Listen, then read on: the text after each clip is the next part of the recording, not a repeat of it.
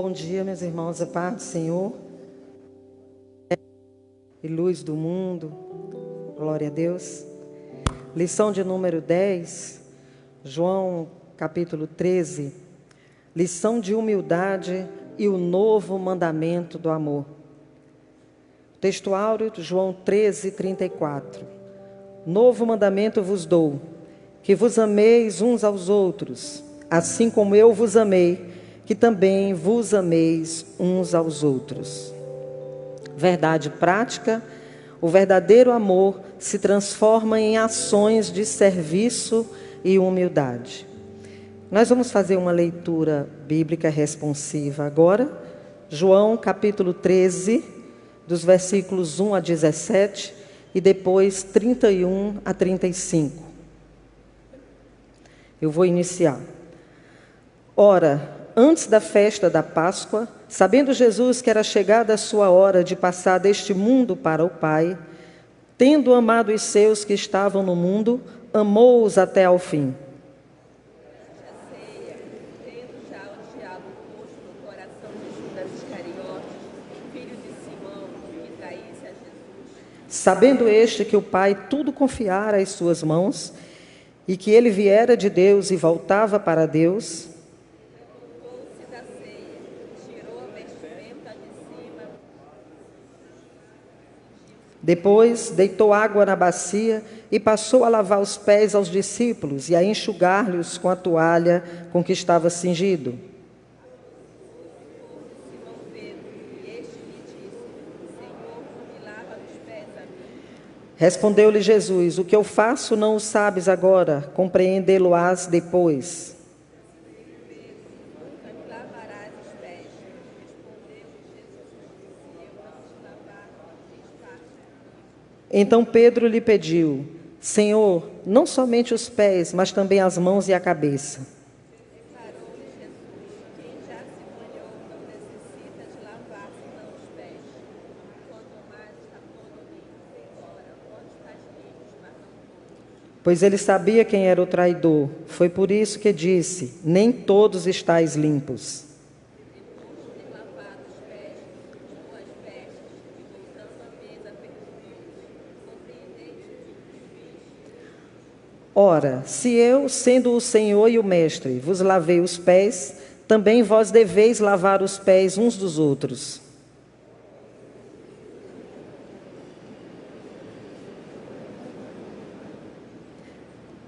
Em verdade vos digo, que o servo não é maior do que o seu senhor, nem o enviado maior do que aquele que o enviou. Ora, se sabeis estas coisas, bem-aventurados sois se as praticardes. Versículo 31. Quando ele saiu, disse Jesus: agora foi glorificado o Filho do Homem, e Deus foi glorificado nele.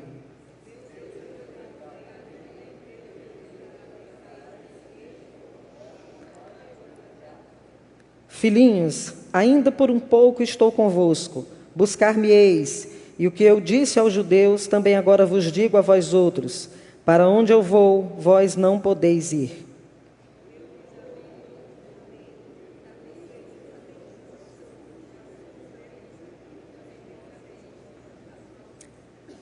Nisto conhecerão todos que sois meus discípulos, se tiverdes amor uns aos outros.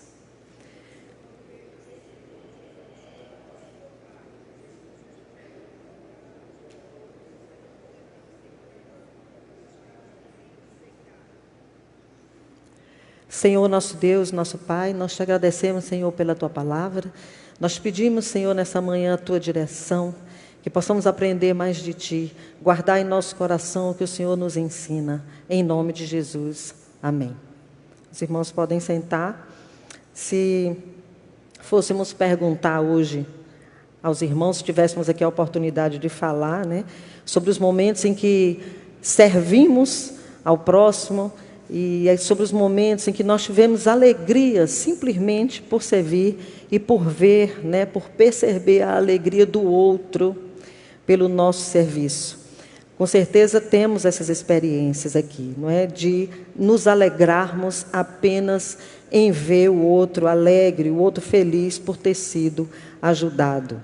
E o que deve mover o nosso serviço, na verdade, é exatamente essa alegria, esse prazer de ver as pessoas bem. Nós lemos aqui nesse texto, já, sobre Judas. Jesus sabia quem era Judas, mas mesmo assim, ele o serviu. Porque o nosso serviço, ele deve beneficiar, não só quem nós amamos, mas também aquelas pessoas que não nos apreciam. E trazendo para o tema de hoje, né, humildade e o novo mandamento do amor, para o tema do amor, nós aprendemos hoje com essa lição tão maravilhosa, que precisamos ter um amor perseverante, amar como Jesus amou. Cristo sabia quem ele era, sabia que Deus havia dado tudo em suas mãos, que ele tinha vindo de Deus e retornaria para Deus. Ele sabia quem era ele, o poder que tinha sido dado a ele, né? Jesus tinha consciência de quem era ele. Mesmo assim, ele foi servir aos discípulos, né? Ele transformou esse seu poder em serviço.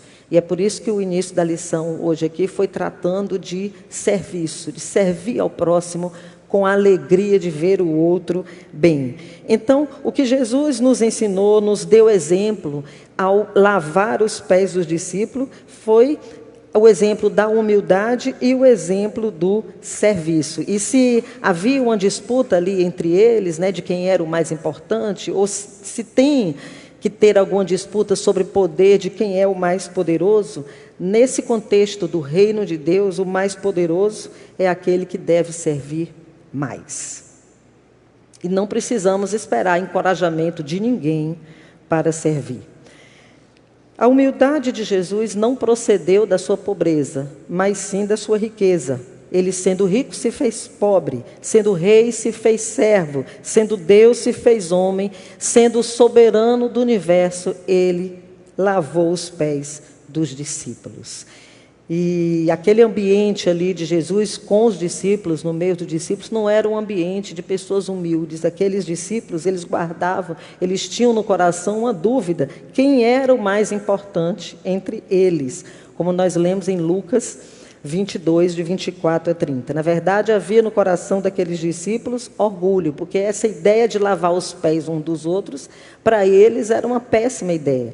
Eles não se consideravam melhores uns do que os outros, e aquela tarefa ali era para os servos inferiores. Então, no meio desses homens aí que se achavam muito importantes, é que Jesus se levanta. E mesmo sabendo, na presença de Judas, o traidor que estava lá, mesmo sabendo disso, que ele veio do céu, que ele voltaria para o céu, ele pega uma toalha e lava uma bacia, lava os pés dos discípulos, depois enxuga aqueles pés. Muitas vezes, irmãos, estamos assim como esses discípulos estavam naquele tempo, preocupados todo o tempo, quem é o mais importante? E procurando meios de provar isso para alguém, de que somos mais importantes uns do que os outros, somos mais amigos. Lemos na Bíblia Sagrada que os discípulos estavam disputando quem sentava de um lado, do outro lado de Jesus, não é? Querendo ter mais importância, mais notoriedade. Jesus ensina o contrário. Ele ensina que isso daí, na verdade, não leva a nada. E se nós formos observar na ética, no comportamento das pessoas que têm caráter, e aí nós precisamos trazer aqui para o cristianismo, para as lições a respeito dos deveres cristãos, as pessoas que se comportam bem, as pessoas que demonstram que têm ética no meio dos outros, junto aos outros, são pessoas que não se valorizam a si próprias, mas valorizam os outros da mesma maneira, reconhecem o valor dos outros, respeitam os outros, não é? Honram os outros. E por aí nós entendemos, e por esse exemplo de Jesus, como deve ser o nosso comportamento. E não é uma atitude exterior, uma atitude apenas externa para que os outros percebam, mas é intrínseco, é algo que vem de dentro. É o amor que Jesus ensina, e ele mesmo deu o exemplo desse amor, e a humildade. Essa lição trata de uma lição de humildade para nós. Jesus agora ele não se dirige mais ao povo, nem às multidões. Ele está se dirigindo aos seus discípulos. O ministério público dele aqui já tinha encerrado. E a mensagem dele aqui é de despedida, culminando com uma oração pelos discípulos e por todos nós, lá no capítulo 17 do livro de João. Hoje, no capítulo 13, como eu já disse, Jesus ensina a sua humildade, lavando os pés dos discípulos, inclusive de Pedro, que o negou, e Judas, que o traiu. É o amor a toda prova. Lá dentro do tabernáculo, Jesus confronta o orgulho daqueles seus discípulos, desmascara Judas Iscariotes, nós já lemos aqui essa manhã, apontando ele como traidor. Ele comunica aos seus discípulos que ele está de partida, não é? Que ele vai e que eles não poderão segui-lo. Quando Pedro se dispõe ali a dar a sua própria vida, Jesus o admoesta, mostrando para ele que a coragem toda dele viraria pó diante da prova que ele passaria e que ele o negaria 3 vezes ainda. Então o texto destaca 3 coisas importantes aí, que Jesus, mesmo sabendo delas, manteve-se no seu amor, dando a nós o exemplo de amor. Ele sabia que a sua hora já havia chegado. Aqui o autor da lição enumera trechos aqui do próprio livro de João, em que se fala dessa hora chegada de Jesus. Ali, Jesus andou rigorosamente, dentro da agenda do céu, fez tudo o que tinha que ter sido feito. Lá em João 2,4, ele diz para Maria, para sua mãe: mulher, que tenho eu contigo, ainda não é chegada a minha hora. Depois, em João 7, quando procuravam prendê-lo, também, ainda não é chegada a sua hora. Em João 8, ali, quando ele ensinava no templo, ninguém o prendeu porque não era ainda chegada a sua hora. Em João 12, quando Jesus entrou em Jerusalém, é chegada a hora de ser glorificado o Filho do Homem. João 13, 1, antes da festa da Páscoa. Jesus sabendo que era chegada a sua hora. João 17, 1. Pai, é chegada a hora, glorifica o teu filho, para que o teu filho te glorifique a ti. Então, era chegada a hora, e Jesus sabia que seria traído. Nunca esteve enganado acerca de Judas Iscariotes. Desde o início, sabia que Judas haveria de traí-lo. E aqui na lição ensina que esse discípulo traidor é mencionado 8 vezes no Evangelho de João. Em Lucas 22, 3, Satanás havia entrado em Judas e lhe dera a inspiração necessária para iniciar o processo de traição, que terminaria com a prisão e a crucificação de Jesus. Quando passamos por momentos assim de pressão, e quando somos traídos, é um momento de pressão absurda, porque a traição não acontece por pessoas que não nos apreciam, ou por pessoas que declaradamente não gostam de nós, ou por pessoas que por alguma razão se consideram nossos inimigos. Traição não vem desse povo. A traição vem de pessoa próxima, de pessoa que anda com você, de pessoa que você confia, de pessoa que você divide muitas vezes a vida, os anseios, as tristezas, as alegrias. A traição vem dessas pessoas. Então, quando somos traídos, não há sensação mais difícil. Uma sensação muito difícil de viver, uma pressão muito grande. E parece que tudo acaba, porque é um momento em que nos sentimos assim como se não nos conhecêssemos mais. Quando somos traídos ou quando passamos por situações de dificuldade. Dessa forma, nós perdemos, às vezes, uns se deprimem, outros se atolam em tristeza, não conseguem reagir, nem levantar, e não conseguem olhar para si e entender qual é a sua identidade. Mas Jesus sabia muito bem quem ele e ela. E Jesus sabia, apesar daquela hora de angústia, daquela hora mais angustiante da sua humilhação, daquilo que ele passou. Jesus sabia quem era, de onde tinha vindo, o que faria e para onde retornaria. Não era uma vítima indefesa, ele era o Redentor que estava cumprindo rigorosamente o projeto do Pai. E nessa manhã, saiba, meus irmãos, que Deus conhece você e que existe uma identidade que o Senhor já lhe deu.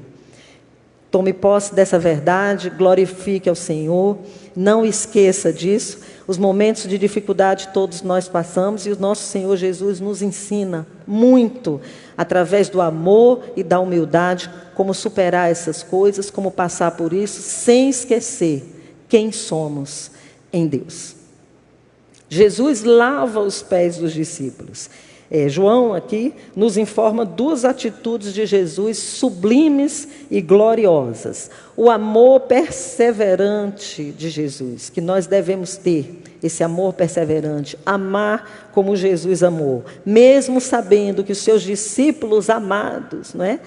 O abandonariam vergonhosamente em pouco tempo depois dali, deixando ele nas mãos dos pecadores. Mesmo sabendo que Judas o trairia, que Pedro o negaria, que todos se dispersariam, né? Jesus amou os seus discípulos até o fim. Amou ao ponto de deixar a sua glória, fazer-se carne, tornar-se pobre, ser perseguido, humilhado, cuspido, odiado, pregado numa cruz, carregando sobre o seu corpo, no madeiro, todos os nossos pecados. Ele foi capaz de morrer por nós em uma rude cruz.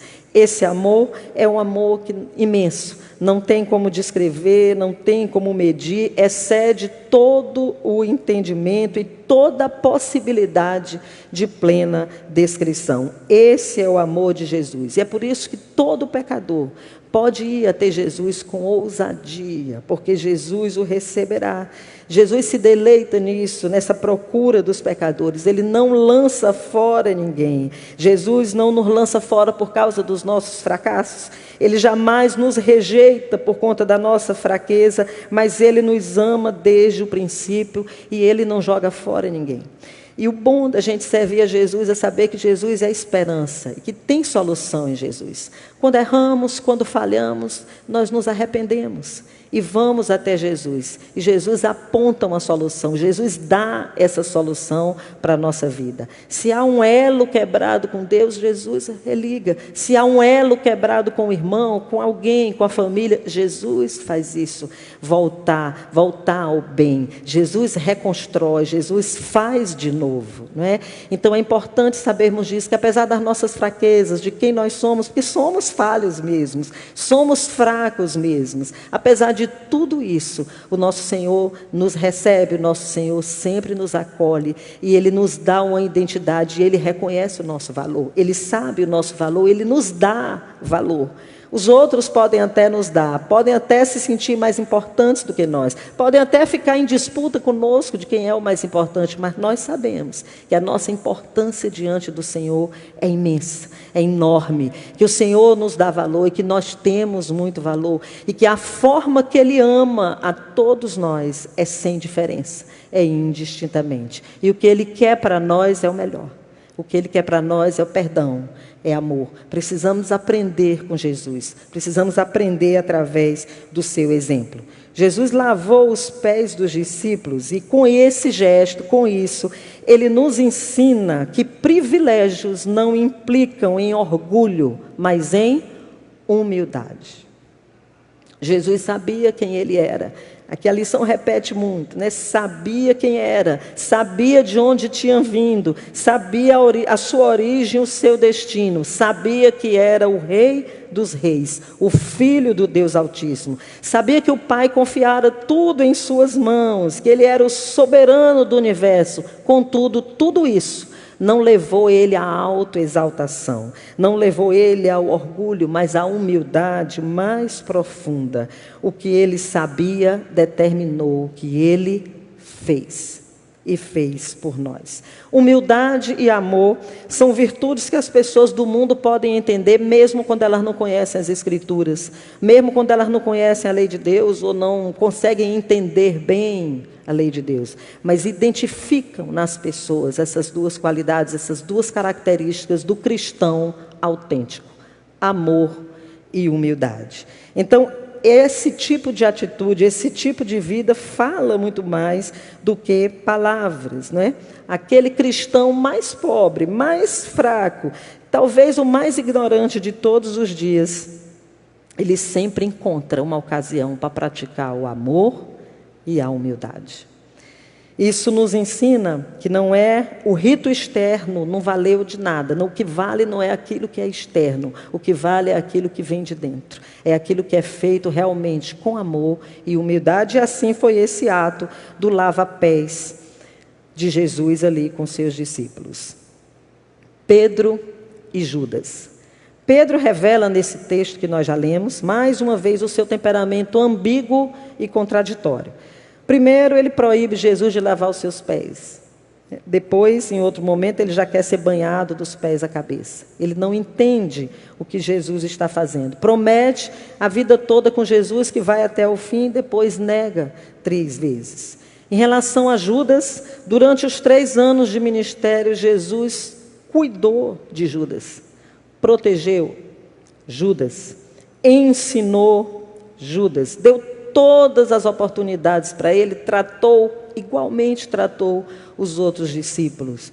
Porque quem ama ensina, quem ama cuida, quem ama protege, quem ama corrige também. Quem ama está perto, quem ama se preocupa, quem ama não faz distinção, quem ama ajunta. E assim Jesus tratou com Judas, dando todos os privilégios que deu aos outros discípulos. Quem não já teve um Judas na sua vida, né? Quem não já conviveu com a situação dessa, de fazer tudo pela pessoa, demonstrar todo o bem, todo o amor, tudo, e assim mesmo passar pela situação da traição, como passou Jesus. Todos os outros discípulos foram salvos, Judas pereceu. Qual é a diferença de Pedro para Judas? Arrependimento. Pedro se arrependeu, Judas não. E isso fala conosco nessa manhã muito, não é? Enquanto houver chance, enquanto houver possibilidade de arrependimento, devemos nos arrepender. E assim devemos também ensinar os nossos. Nós temos filhos, nós temos família, nós temos as pessoas que Deus colocou perto de nós. E assim deve ser o encaminhamento que devemos dar, porque nós temos gerações na frente, pelas quais somos responsáveis. Temos um legado a deixar. Então, o arrependimento resolve. O arrependimento teria resolvido. Creiamos nisso e sempre lembrando disso, que o Senhor contempla esse nosso coração sincero, contrito e arrependido, e que busca o Senhor verdadeiramente. O novo mandamento.